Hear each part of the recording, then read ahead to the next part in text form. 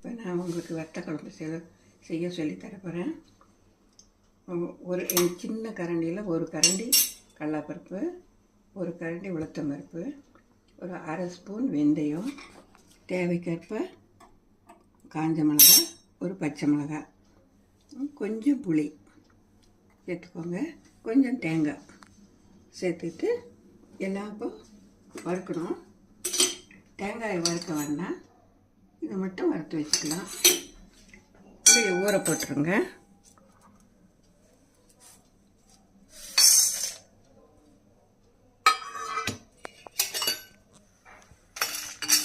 ஒரு நிறம் வர வேணும் வறுத்துக்கோங்க.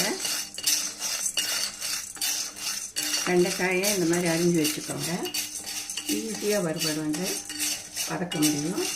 பெருசு பெருசாக போட்டிங்கன்னா வதக்காது, லேட் ஆகும்.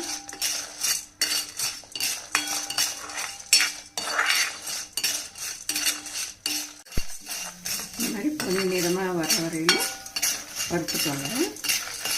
வறுத்துட்டு அப்புறம் பாக்கெட் வறுத்து வச்சுக்கோங்க.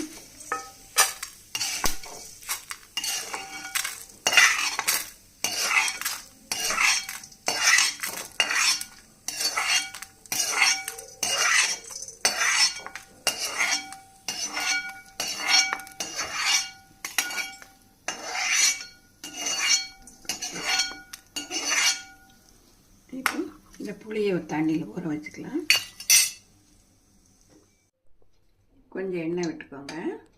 விட்டுட்டு கொஞ்சம் பெருங்காயம் போட்டுக்கலாம். கொஞ்சம் கடுகு,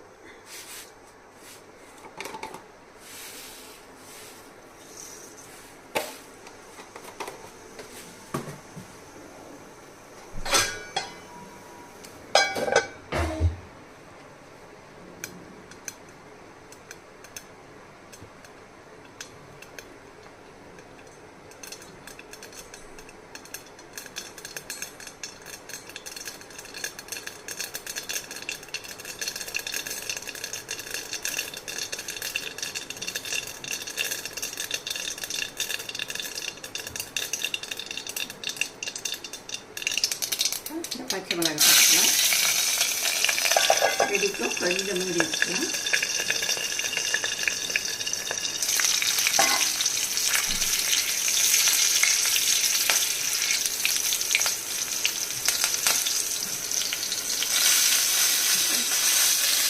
கருவேப்பிலை,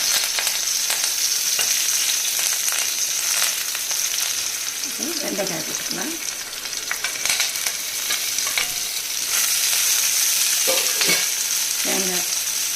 தேங்காயை வதக்க வேண்டாம், அப்படியே போட்டு அரைக்கலாம்.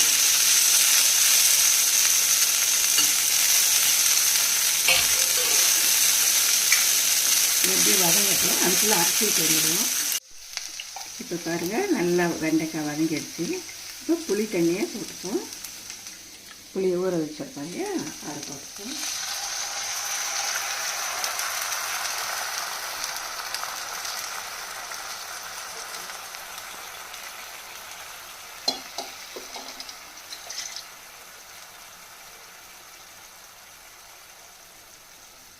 இன்னும் கொஞ்சம் தண்ணி ஊற்றிக்கலாம். இது நல்லா கொதித்த பின்னாடி, இந்த பச்சை வாசனை போன பின்னாடி அப்புறம் இந்த அரைச்சி விழுத போடணும். தேங்காய், கடலைப்பருப்பு, உளுத்தம்பருப்பு, வெந்தயம், மிளகா, தேங்காய் எல்லாம் சேர்த்து அரைச்சி நொரன்னு அரைச்சி வச்சுருக்கோம். ரொம்ப நைஸாகவும் இருக்கக்கூடாது, ரொம்ப விழுதாகவும் இருக்கக்கூடாது, ரொம்ப இதாகவும் இருக்கக்கூடாது. நொரன்னு அரைச்சிக்கணும். இதில் கொஞ்சம் மஞ்சப்பொடி, அரை ஸ்பூன் மஞ்சப்பொடி போட்டுக்கலாம். ஒரு ஸ்பூன் வெல்லம். நல்லா கொதிச்ச பின்னாடி இந்த விழுதை போட்டுப்போம்.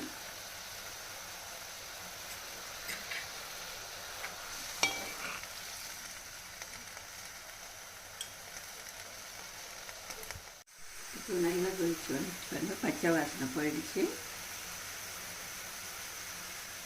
இப்போ அரைச்ச விழுதை போட்டுப்போம்.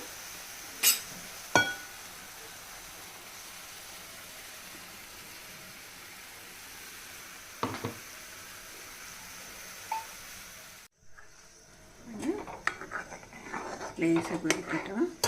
கடலைப்பருப்பு போட்டுக்கிறதுனால ரொம்ப கெட்டியாகிடும், அதனால் தண்ணி விட்டுப்போம்.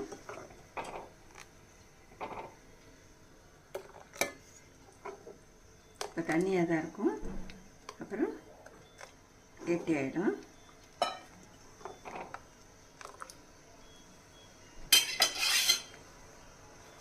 அரைச்சி விட்ட வத்த குழம்பு நாங்கள் ஒரு தடவை செஞ்சு பாருங்கள், ரொம்ப நல்லாயிருக்கும். தேவைக்கேற்ப உப்பு போட்டுப்போம்.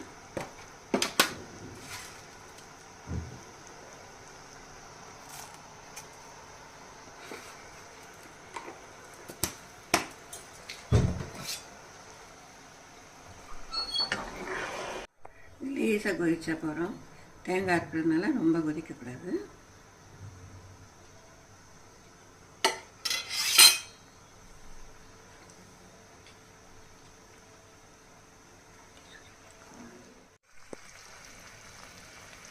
நல்லா கொதிச்சு வந்துட்டு பாருங்கள், உழுவே போகிறோம், ஆஃப் பண்ணிடுவோம்.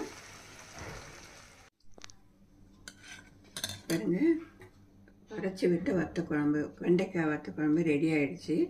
இது ஒரு தடவை செஞ்சு பாருங்கள், டேஸ்ட் பண்ணிவிட்டு அப்புறம் எனக்கு இது சொல்லுங்கள். நல்லா இருக்கான்னு நீங்கள் கமெண்ட்டில் சொல்லுங்கள். பார்த்ததுக்கு ரொம்ப நன்றி. தேங்க்ஸ்.